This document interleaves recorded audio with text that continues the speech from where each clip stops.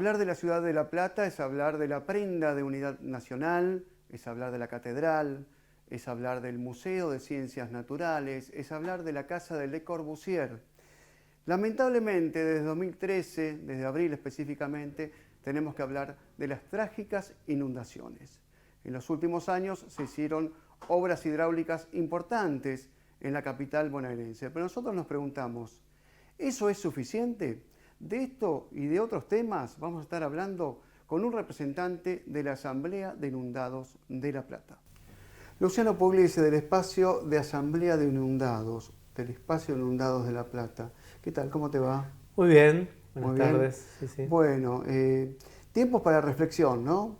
Después de lo que fueron los ruidos de la campaña, de que volvió a ser eje de agenda importante el tema de las obras hidráulicas en la ciudad de La Plata, fue incluso eje de agenda a nivel provincia de Buenos Aires. ¿Qué queda después de lo que fueron la realización de las obras, de lo que ha sido el impacto de algunas tormentas y que un poco dicen que se amortiguó, eso me lo vas a corregir vos? ¿Qué primer balance podemos hacer inmediato y después con vistas a un escenario de acá a unos años, ¿no? Sí, yo lo que pienso que hay que decir que La Plata tiene una agenda de largo aliento con el tema del riesgo de inundaciones. Yo creo que ese es el foco, ¿no? No solo las obras, el riesgo como cosa abarcativa de varias cuestiones. Ahora lo podemos desarrollar. Creo que después del 2 de abril los platenses nos dimos cuenta que estamos en riesgo y que la agenda de trabajo es muy extendida, va a llevar mucho tiempo y en el fondo siempre vamos a tener que estar preparados para situaciones no deseadas. Enhorabuena, el tema estuvo en la discusión política y ojalá siga, porque hay mucho para discutir, ¿no? Siempre está el debate de si las obras sirven para evitar definitivamente las inundaciones o para amortiguar sus efectos. Claro, es claramente lo segundo. Para que podamos entender, aunque nunca tuvimos las explicaciones certeras de qué tormentas aguantan estas obras cuando estén concluidas, porque lo que tenemos ahora es una primera etapa de obras, ahora lo podemos aclarar, y esto no lo decimos solo nosotros, lo reconocen las autoridades, ¿no es cierto? Se ha hecho una primera etapa de obras. Pero sí sabemos que frente a tormentas extremas, tan siquiera la cuarta parte de lo que llovió el 2 de abril, acá y en general, en muchísimas partes del mundo no hay obra que aguante. Hay situaciones donde las obras son sobrepasadas. El riesgo es pensar que porque vimos hormigón, vimos canales, ya está, estamos a cubierto. Y esto no lo puede sostener nadie que medianamente conozca el tema, ¿no? Esa vieja teoría de que La Plata, por su situación geográfica, topográfica, tiene un inmenso riesgo de inundación, se va a mantener vigente a pesar de estas obras. Sí, absolutamente. Lo que tenemos que entender que cuando se concluya la segunda etapa de obras, que supone más canales derivadores, es decir, toda la red secundaria. A eso vamos, ¿qué se sabe de Sí. los canales derivadores? Porque Bueno, ahora sabemos que va toda una red troncal, por así decirlo, desemboca a la altura de Gonet, justamente con el canal del Arroyo del Gato, y no mucho más, ¿no? claro, Pero no deja de ser una obra importante, a mi criterio. absolutamente importante, absolutamente importante. Ha sido una inversión pocas veces vista en la ciudad, de dos gobiernos, y en eso, digamos, eso está claro, ha sido importante. Esto, de todas maneras, estamos hablando de las obras sobre los conductos principales, o más que conductos, los cursos, lo que eran ríos, ahora Sí. son canales principales, o sea, el Arroyo del Gato, el Arroyo Maldonado, algo en el Rodríguez, algo en la cuenca del Zoológico, son los cursos principales. Lo que falta es toda una red mucho más extendida de conductos importantes y otros menores, que son los que tienen capacidad de conducir el agua de lluvia a esos conductos troncales nuevos. No sé si me explico. Encima Sí, en sí, una sí, sí. ciudad La pregunta es muy ondulada, si se hizo ¿no? un drenaje suficiente, ¿no? Ahí bajo tierra como para que canalice bien el agua. Bueno, Por la información que tengan ustedes, no sé. hay barrios que claramente están mejor a partir de estas obras, sobre todo, digamos, de 131 hacia el oeste, digamos hasta 143. Esos barrios mejoran ya porque el agua puede drenar mejor por los nuevos derivadores de 131 y 143 que llevan el agua directamente al arroyo del Gato, cuando Sí. antes entraba al centro de La Plata, se estancaba, no salía, etcétera, etcétera. Me refiero a San Carlos, Sí. partes de Los Hornos, etcétera. Eh, pero después hay una extensísima superficie de la ciudad de La Plata que necesita obras adicionales en la zona del cementerio, en el propio casco urbano, en la zona norte, porque lo que hemos hecho es el final del camino. Claro. Falta todo lo que va en el medio. Y eso que va en el medio no solo es nuevos conductos, sino también sistemas de retención. Todos suponemos que hay que retener el agua. Hay proyectos en ese sentido de 5 grandes reservorios hechos por hidráulica, pero es un tema del que se habla poco. Es decir, pareciera que hay un punto que mientras que la ciudad sigue creciendo, y así además la teoría, digamos, moderna del manejo de los drenajes lo indica, un poco hay que manejar el agua cuando cae. No solo llevarla aguas abajo, porque hay un punto que a medida que crece la ciudad cada vez los caudales son más importantes, los que van bajando. Sí. Hay que hacer cosas para retenerla. Claro. Cada nuevo emprendimiento debería tener un reservorio, debería haber grandes reservorios, pensamos nosotros en una serie de sitios estratégicos, porque si no los conductos no dan abasto. Bueno, se empezó con esta obra, por lo menos está el cartel del reservorio en Los Hornos, ahí cerca del cementerio, donde hay una apuesta importante, ¿no? ¿Eso cómo lo están analizando? No, bien, bien, forma parte de un plan hecho por Hidráulica de Provincia de 5 grandes reservorios, este diríamos que es el más chico. En total sumaban 50 hectáreas, lo que nos preocupa a nosotros que de eso casi no se habla. Este se ha hecho por la pelea de los vecinos, que han peleado ahí porque saben que ese es un lugar crítico, es un lugar que sirve para contener el agua y que no siga aguas abajo, invadiendo los barrios, y porque quieren un parque y porque eso siempre fue abandono y basura. ¿Dónde sugieren que se hagan más reservorios? Por ejemplo, en la zona, creo que había una propuesta para la zona de Gorina, ¿habría alguna propuesta por ahí para la zona que usted también, bueno, el cementerio está, pero en la parte más sur también? Bueno, de lo que hay proyectado, imagínense que nosotros, digamos, no tenemos la capacidad como organización social de definir los sitios ideales. Sí, lo que nosotros recogemos es todo lo que se dice.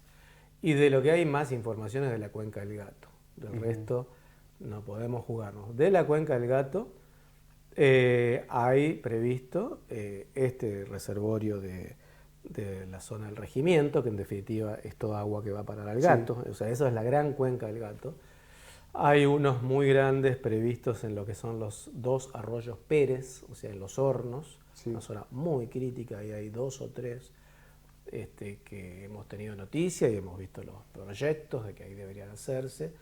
Y digamos más en la zona al fondo de San Carlos, digamos, lo que sería el curso principal del arroyo Gato propiamente dicho. Pero le vuelvo a decir, son cosas que se han anunciado pero no están en la agenda, por supuesto no tienen presupuesto, casi que no se ha hablado más. Hay bastante incertidumbre al respecto y nosotros pensamos que el futuro de una ciudad que está en crecimiento pasa también, en relación a este tema, por buscar retener el agua, no solo conducirla aguas abajo. Hay que compartir agenda en este sentido con los hermanos de Berisso y de Ensenada, hay que hacer alguna obra en particular en alguna zona limítrofe de estas ciudades. Sí, sí, por supuesto, porque el sistema de cursos de agua que atraviesan La Plata atraviesan también Berisso y Ensenada, en particular la cuenca del Maldonado, que es un área muy crítica porque ahí hay una zona tendencia a desviar de el grave cauce del pobreza. Maldonado por alguna urbanización caótica que hubo. Siempre estamos toqueteando los arroyos, eso no está bien, y el Maldonado termina en el bañado Maldonado. toda el área metropolitana, todo el área de la región de La Plata debería tomar conciencia de que ese bañado hay que cuidarlo y por lo tanto hay que ayudar también a Berisso, y esto se debe traducir en dinero también, en recursos, a resolver los problemas de hábitat de muchísima gente que hoy se está instalando en la zona del bañado con gravísimo peligro para ellos, pero también generando dificultades a futuro aguas arriba, de la misma manera que La Plata tiene que resolver el problema de la gente que todos los días se asienta en los peores lugares de cualquiera de los arroyos, ¿no es cierto? Claro, claro. Pero ahí hay que poner como énfasis especial, ¿no? Por supuesto, Berisso y Ensenada tienen la problemática mayor para ellos, que son las sudestadas. Seguro. Quería preguntar sobre, bueno, advertía en un lamento, ¿no?, en su exposición respecto de que da la impresión de que se invirtió todo lo que se invirtió y que por un tiempo no se va a continuar. Entonces, ¿de qué manera ustedes advierten que pueden actuar, ¿no?, para un poquito ejercer la presión, como se puede decir, y seguir colocando en la agenda el tema? Claro. Sí, sí, el riesgo está, evidentemente, como decíamos, la inversión fue bien importante, pero hay que seguir porque esto lo admiten los mismos funcionarios. Nosotros como organización de inundados buscamos todos los mecanismos posibles, desde gestiones con todos los funcionarios, presentación de las ideas y propuestas que puedan estar a nuestro alcance, también protestar, también emitir comunicados, también patalear. También hacer demandas judiciales. Fíjese, nosotros acabamos de terminar ganando un juicio al fisco de la provincia de Buenos Aires por derecho de acceso a la información pública. ¿Y sabe para saber qué? ¿De qué nos protege este plan de obras? ¿Qué tormentas aguanta? Pero de manera que lo pueda entender todo el mundo, explicado a través de un canal como este, sí, para que llegue a todos. Como eso nunca ocurrió, esta idea no hubo ni siquiera una audiencia pública, hemos terminado... ¿Quién fue condenado, el municipio o la provincia de La provincia de Buenos Aires. Hemos terminado, después de una pelea a brazo partido, exigiendo a través de la justicia que nos den todas las bases de datos de los modelos de simulación que se han usado para la cuenca del Gato. Y ahora lo estamos procesando eso. Nosotros vamos a, Dios mediante y con apoyo de especialistas, a poder hacer nuestras propias interpretaciones del material con el que se supone que la provincia está organizando nuestro futuro como ciudad en relación al riesgo hídrico. Ahora, yo recuerdo... Entonces, lo que ha pasado acá es esta resistencia a abrir el juego, a hacer público, a informar. Los funcionarios de hidráulica dicen, bueno, pero nuestro trabajo es hacer proyectos y hacer obras. Bueno, perfecto, díganle a su jefe que busque a alguien que comunique. Si no comunicamos, ustedes lo saben mejor que nosotros, acá vamos a estar rodeados de mitos. Y el primer mito es que estas obras, para mucha gente, ya está. Y no, hay que seguir peleando. Ahora, la responsabilidad es de todos, no solo del Estado. Cada nueva hectárea que se urbanice, y hace muy poquito el municipio sacó un decreto que es bastante irregular, modificando drásticamente el código, habilitando más de 1.500 nuevas hectáreas de loteo sin servicios, sin consideración de cuestiones ambientales. Pero cada uno de esos desarrolladores, no sé si tendrá que crecer 1.500 u 800, La Plata o 500 hectáreas, pero va a tener que expandirse, aparte de crecer para arriba. Es responsabilidad de cada inversor también contribuir a las obras necesarias. Claro. No es solo el Estado. Vamos a volver sobre ese tema, pero quería un poquito correrme unos minutos atrás con su exposición de este juicio ganado en el acceso a la información pública. Yo tenía entendido que ustedes eran veedores de las obras públicas desde su inicio. ¿Cómo lo contaban con esa información? Bueno, yo en particular no era veedor, pero sí gente, compañeros de las distintas asambleas, incluyendo la mía. Pero las vedurías, digamos, que salían de un decreto del gobernador Solá en su momento, terminaron limitándose a que nos informaran el avance de las obras. O sea, la cuestión no teníamos acceso a entender por qué el proyecto, sino ver si avanzaba un 5, un 10, un 15% cada vez. Cosa que no era menor, sobre todo cuando no avanzaban mucho las obras, por allá por el 2014, 2015. Pero se limitaba a eso. Ujú. Es decir, no teníamos acceso a otro material. Para eso tuvimos, para entender el fondo de la cosa, no solo cuánto avanzaban las obras, sino para qué servían, tuvimos que hacer esta demanda. Volviendo al tema de los desarrollos inmobiliarios, fue muy polémico justamente en Tolosa, donde bueno, hubo una suerte de idas y vueltas con compras y ventas de terrenos inundables que ustedes denunciaron, hicieron dar marcha atrás con una inversión. En programas anteriores se había dicho que esos terrenos pertenecían al Banco Ciudad, si mal no recuerdo, y después vino esta marcha atrás con una expropiación que quiere proponer el municipio de La Plata. Sí, lo tengo que corregir. No era del Banco Ciudad, eran de la provincia de Buenos Aires. De la Del provincia. fisco de la provincia de Buenos Aires, como toda la tierra que rodea al distribuidor Benoit, al camino, a la diagonal Antártida. Sí. Toda esa área verde está a nombre del fisco de la provincia de Buenos Aires.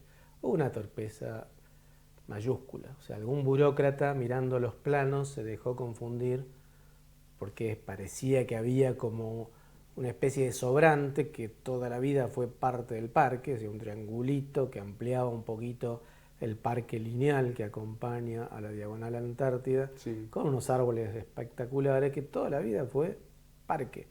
Me refiero al punto, uno de los lugares es calle 527, 8 y diagonal Antártida. Bueno, este burócrata supuso que la provincia iba a hacerse millonaria rematando ese pedacito que no estaba separado ni tan siquiera por un camino, un senderito, era parte del parque. Sí. Sacaron $70.000 y eso supuestamente Supuestamente se van a perder si es que la provincia vuelve a expropiar. Claro, porque estaba un poco la promesa de que eso podía llegar a tener uso comercial. Efectivamente, Dacal, bienes raíces, que lo compró en el remate, que ahí sí, el remate sí lo hizo el Banco Ciudad, Ahí se la pero confusión. simplemente como rematador. Bueno, si era para uso comercial, lo compró económico, pienso yo. Pero claro, inmediatamente los vecinos se resistieron, porque no tenía... Fue una torpeza. ¿Cómo conciben la responsabilidad social en este caso del dueño de una inmobiliaria que compra esos terrenos? Bueno, Opinión siquiera a título personal. sí, a título personal, pero también organizativo, porque lo hemos hablado. De hecho, se han hecho, digamos, reuniones en la puerta de acá el Bienes Raíces para dejar de manifiesto de que, como yo decía antes, ¿no? El sector privado también tiene que tener responsabilidades con la ciudad. No podían desconocer que eso era un absurdo, digamos, es decir, liquidar pedazos de espacio verde público, liquidar pedazos de espacio verde público, suponiendo que nadie va a levantar la voz, es una torpeza mayúscula también por parte del privado, no lo podía desconocer. Para colmo, digamos, bueno, justo el día después de las elecciones, no habían pasado 5 horas del escrutinio, presionó a la inmobiliaria porque Garro había dicho que iban a llegar a un acuerdo para que no prosperara la construcción de esos comercios, pero se ve que lo apuraron un poquito a Garro, cortando dos árboles magníficos que tienen 70, 80 años como mínimo, y eso, bueno, fue un poco una gota que rebalsó el vaso. Aunque sea un caso chico, digamos, es muy elocuente de una falta de responsabilidad, ¿no? Bueno, rescatar lo positivo que se volvió atrás por la lucha Sí. de los autoconvocados Sí. y el espacio de inundados. ¿Cómo podría definir en este presente la relación política, social y hasta psicológica de todo el espacio de inundados con el poder local? Sí, con el poder local, vamos a dejarlo ahí, porque esto tiene toda una historia, ¿no? En capítulos, me parece, ¿no? Sí. Nunca nos hemos llevado bien, ni con este ni con el anterior gobierno. Por supuesto, las urnas hablaron y es totalmente lícito y hasta cierto punto hay cierta autonomía del voto político, digamos, el voto regido por las ideas políticas en relación a lo que pasa en el país y qué sé yo, y muchas veces lo que pasa en lo local, ¿no? Si hubiera elecciones a intendentes separadas de las elecciones provinciales y nacionales, por ahí es otro el cantar, ¿no? El arrastre de los temas nacionales siempre pesa. Ahora, en esta última gestión, que es lo que continúa, gracias a que la gente lo ha votado, hemos tenido más sombras que luces, lo tenemos que reconocer. Empezando por los primeros meses donde fuimos convocados a un gran foro participativo, no solo nosotros, la Universidad de La Plata, muchísimas organizaciones, colegios. Duró un mes y medio. De repente un día todo se frenó. Y a partir de ahí el diálogo no fue para nada sencillo. Y fíjese, pasaron 6 años de la inundación y 4 de esta última gestión, y recién ahora la municipalidad pidió a la universidad un proyecto, que no es más que eso todavía, para ver cómo trabajar en una amplia red vecinal, un plan de comunicación y de capacitación para saber qué hacer cuando vienen esas tormentas grandes para las cuales las obras no alcanzan. Un tema tan trascendente que siempre estuvo no complejo, sale plata. Sí, siempre estuvo complejo, según me cuentan algunas fuentes, siempre estuvo muy complejo el tema, porque el solo hecho de que un intendente anunciara un plan de contingencias era poner en agenda nuevamente el miedo al riesgo de la inundación. Bueno, entonces, si esa es la conclusión que comparto, bueno, no fue un buen enfoque de este gobierno. Por supuesto, el anterior de Bruera ni siquiera mencionaba mucho el tema. Pensamos, y toda la teoría, digamos, de lo que es el manejo del riesgo indica que lo peor que se puede hacer es ocultar. Es más, si uno lo trabaja finito, como lo ha estado trabajando el equipo de la universidad, vuelvo a decir, para hacer una propuesta, todavía en ejecución no hay nada, se da cuenta que uno puede limitar el problema. Uno entiende mejor quiénes están en riesgo y quiénes pueden no estar tanto. Claro. Me explico, entonces el tema también se achica. Pero para eso hay que poner las manos en la masa, hablar de las cosas como se deben hablar y no esconder nada bajo la alfombra. Nosotros siempre traemos el caso de la gran lluvia de mayo de 2018. Se supone que tenemos una red de alerta hidrometeorológica, pero en la cuenca del Maldonado, mientras se anunciaba que había llovido más de 100 milímetros en una hora y pico, nadie pudo interpretar que ese dato significaba que a la gente en una hora le iba a entrar el agua a las casas. No se lo pudieron decir. Sí. Eso es no tener un sistema de alerta. Y eso es parte de un plan de contingencia para estar preparado. Poder avisar que la señora, la anciana, pueda salir de su casa, que los muebles los levantemos, que si hay algún discapacitado lo podamos sacar, que estemos preparados. No estamos en condiciones de hacer eso todavía. Menos especulaciones y más toma de conciencia para salvar vidas, ¿no? Que de eso se trata. Y sí, hay que reconocerlo, no es que nosotros lo sostengamos así por el simple hecho de que estamos en este ruedo y entonces sobreactuamos el tema. La lluvia máxima probable calculada por los especialistas es superior a la del 2 de abril. Puede ocurrir en otra vida, que no lo vamos a ver nosotros, o puede ocurrir mañana. Pero hay lluvias esperables mayores a las del 2 de abril. Es un absurdo no tener ninguna cosa en marcha para que se formen redes comunitarias, para que haya buenos sistemas de comunicación a través de los celulares, un excelente sistema de alerta para poder medir cómo viene la mano. Hoy tenemos buenos pronósticos meteorológicos. Ahora, cuando cayó el agua no tenemos mucha idea de qué es lo que puede pasar y en cuánto tiempo en nuestras casas. No está preparado el sistema para eso. Eso es muy importante. Ojalá ahora se avance lo mismo que en la otra pata. Tenemos 3 patas: obras, prepararnos cuando las obras no nos van a servir, y crecer bien como ciudad. Porque si crecemos mal, se realimenta todo lo anterior. Va a haber más agua dando vuelta. Entonces esperamos que esta nueva gestión revalidada por las urnas abra el juego. Bueno, de eso se trata. Luciano Pugliese, del Espacio de Inundados de La Plata, muchísimas gracias. Bueno, muchísimas gracias por el espacio. Bueno, hemos tenido justamente el testimonio importante de este espacio dedicado a no solamente a recordar, sino justamente a reclamar por más obras y para salvar más vidas, que de eso se trata. Hasta el próximo programa de Voces y Agendas.